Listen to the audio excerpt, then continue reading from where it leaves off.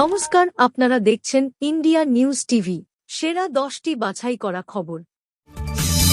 Petrol ডিজেলে এবার লাগু হচ্ছে গস বড় বার্তা। কেন্দ্রীয় মন্ত্রী শুক্রবার পুনে ইন্টারন্যাশনাল সেন্টার বক্তব্য রাখছিলেন হরদীপ পুরী।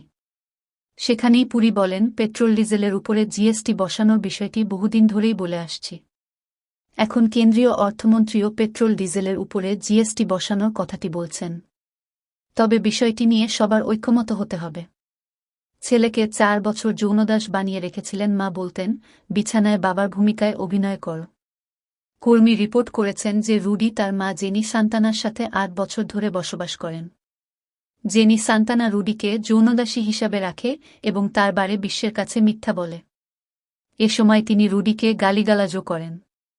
ওই কর্মী জানান, জেনি তার ছেলেকে বিছানায় বাবার ভূমিকায় অভিনয় করতে বলত। তিনি তাকে বলেছিলেন যে তিনি তার স্বামী হতে চান। তিনি তার ছেলেকে ভয় দেখাতেন এবং বলেছিলেন যে তিনি না মানলে তিনি থানায় অভিযোগ করবেন, তাকে জেলে যেতে হবে। সুপ্রিম শুনানির আগেই বিরাট সিদ্ধান্ত। জুনিয়র ডাক্তারদের এক ঘোষণায় তোলপাড়। শনিবার জেনারেল বডির বৈঠকের পর জানানো হয়, সোমবার বিকেল থেকে রাজ্যের সকল মেডিকেল কলেজ ও হাসপাতালগুলিতে পূর্ণ কর্মবিরতি চলবে। সোমবার সুপ্রিম কোর্টে আরজিকর মামলা শুনানি রয়েছে। আপাতত সেই শুনানির দিকেই তাকিয়ে রয়েছেন সকলে।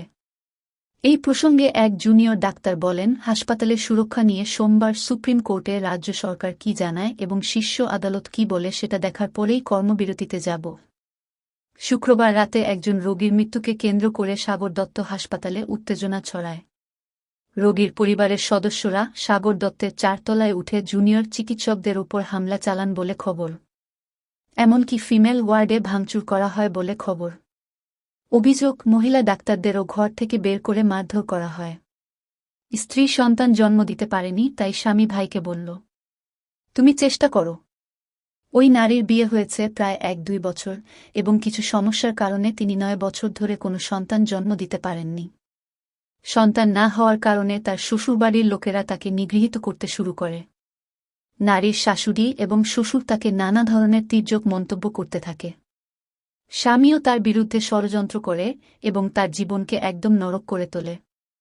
স্ত্রীর সন্তান না হওয়ার কারণে স্বামী তার বোমাকে তার চাচাত ভাইয়ের কাছে সুপর্দ করে তাকে উৎসাহিত করে, তুমি বোমার সঙ্গে চেষ্টা করো বলার জন্য। অভিযুক্ত চাচাত ভাই তখন অভিযোগ করা হয়েছে যে তাকে ধর্ষণ করেছে।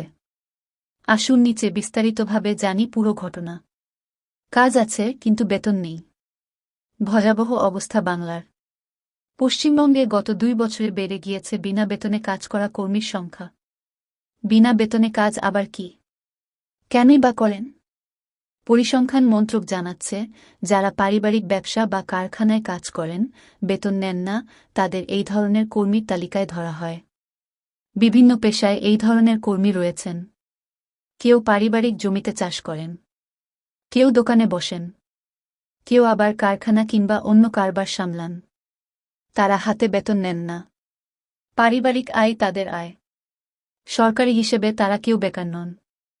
জানেন হাওড়া স্টেশনে 6 নম্বর প্ল্যাটফর্মটি নেই কেন?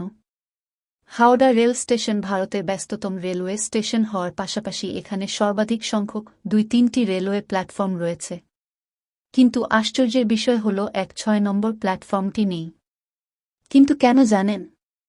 এই প্রশ্নের উত্তর না জানা থাকলে এমনই কিছু অজানা প্রশ্নের উত্তর নিয়ে আসা হল, এক নজরে দেখে নিন। মমতার ওপর গরিব মানুষের আস্থা ও ভরসা আরও দৃঢ় হয়েছে, চিন্তায় বিজেপি।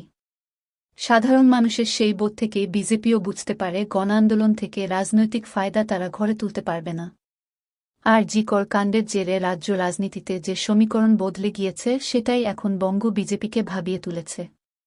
সবথেকে বড় কথা, বিজেপি এখন হাড়ে হাড়ে টের পাচ্ছে আরজিকর কাণ্ডকে ঘিরে জুনিয়র ডাক্তারদের কর্মবিরতির ঘটনা আঁকতে বাংলার মুখ্যমন্ত্রী মমতা বন্দ্যোপাধ্যায়ের ওপর গরিব মানুষের আস্থা ও ভরসা আরও দৃঢ় করে দিয়েছে।